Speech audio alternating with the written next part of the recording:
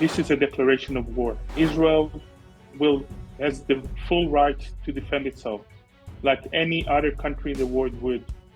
And we are doing just that. We are doing everything in order to stop this invasion. We will stay here, we will defend ourselves, and we will win this war against terror. 2 days ago, on Saturday morning, which is a Jewish holiday, the Simchat Torah, the Hamas terror organization launched a terror war against Israel. It started with over 2,000 missiles and rockets that was launched from the Gaza Strip towards Israeli population. And parallel to that, hundreds of terrorists from Hamas crossed the border between the Gaza Strip and Israel, invaded Israeli territory, and attacked brutally the towns and around the kibbutz around the Gaza Strip. They murdered and massacred hundreds of people. We're talking about over 700 people that were massacred. They kidnapped and took hostage of dozens of people. We don't really know the numbers yet, but including families, children, women, elderly, Holocaust survivors, and they took them to the Gaza Strip. This is a declaration of war. Israel has the full right to defend itself, like any other country in the world would. And we are doing just that. The first part of the operation is to clear the terrorists that are still in Israeli territory. Actually, this morning, over 70 terrorists from the Hamas terror organization tried to enter Israel again, and they were stopped, but there are still terrorists coming from the Gaza Strip towards Israeli territories. We're doing everything in order to stop this invasion. Parallel to that, we're attacking terror infrastructure in the Gaza Strip, and we will do anything in our power in order to liberate the hostages that are held by the terror organizations in the Gaza Strip. So you mentioned about 700, you said 700. Is that the number of casualties so far? Also, if you have figures of foreign nationals, because we know there have been some casualties of the foreign nationals as well, if you can give a figure of that. There are, as far as we know, there are over 700 people, but this is not a final number. We know of foreign citizens that were killed, and we estimate that some of them were also kidnapped to the Gaza Strip. We don't have the exact information right now, but we're working on that in order to verify all the information we have. So are there any evacuation plans from the countries that you know of, or that they have might reached you for, regarding the safety of their citizens? We are evacuating people from that area in the south of Israel to the center of Israel. We are not evacuating people from the state of Israel, especially because this is the only place we've got. We have no other place to go to. We will stay here, we will defend ourselves, and we will win this war against terror.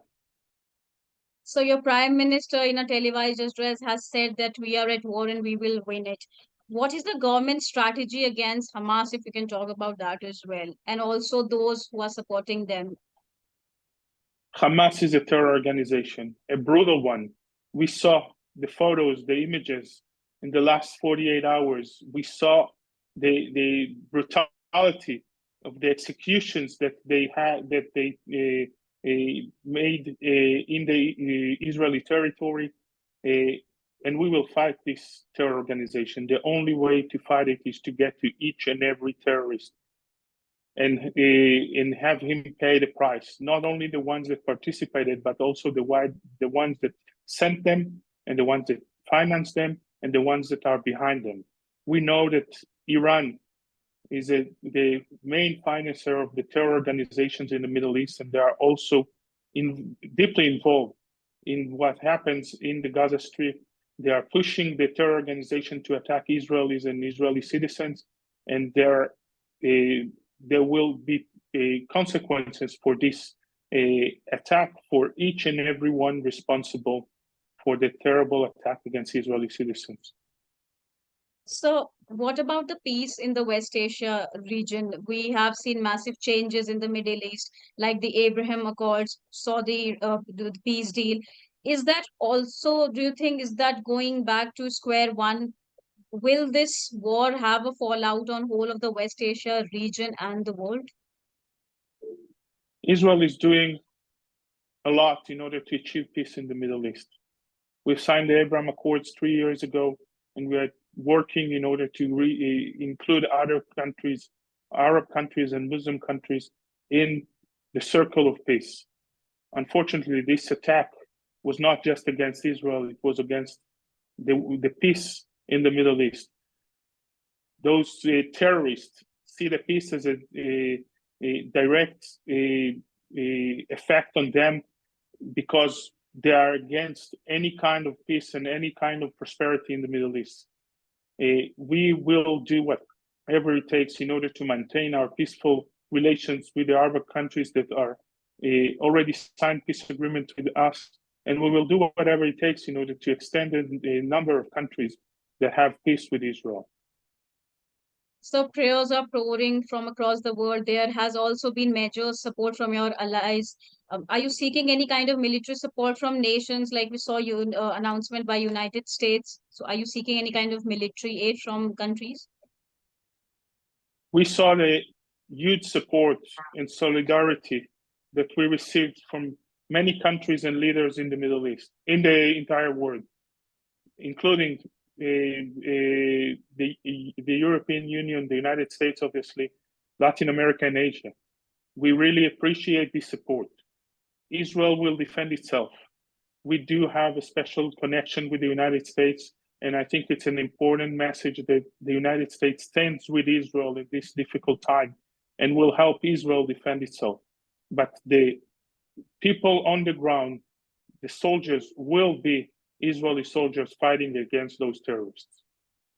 So India too stands in solidarity with Israel. How do you see India's response as we saw the Indian Prime Minister coming out with a tweet on that? We appreciate the support from the Prime Minister of India and from other leaders in India, but also from the people of India in general. We got thousands of messages of support from people in India, and we appreciate it, especially in this terrible time. It makes it heartwarming to see how the society in India stands with Israel on our difficult times and difficult days, and we will prevail, and we will remember exactly who stood with us and who supported us in our time of need. So when it comes to Israel-India relationship, the bond has been very strong. Both the countries are part of groupings like I2U2 and the latest announced IMEC, the Middle East Economic Corridor. Do you think this war will have an impact on these? No, I don't think the war will have an impact on the relations between Israel and India. And I do hope that those initiatives, like you mentioned, the corridor and the I2U2 will continue to flourish. This is not just for Israel, this is for the entire region. Every country member of those that is part of this initiative can gain from the important relations that we have, that we created with the UAE, with Bahrain, with Morocco. This will change the face of the Middle East.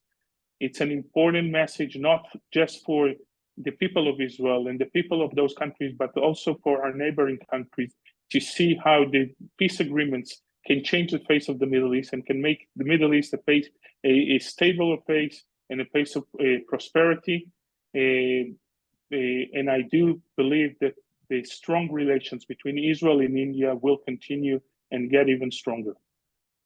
So are you seeing any country to act as mediator between the two conflicting parties, or any country who has approached you so far showing their interest in mediation? We are not talking about mediation right now. we're still at war.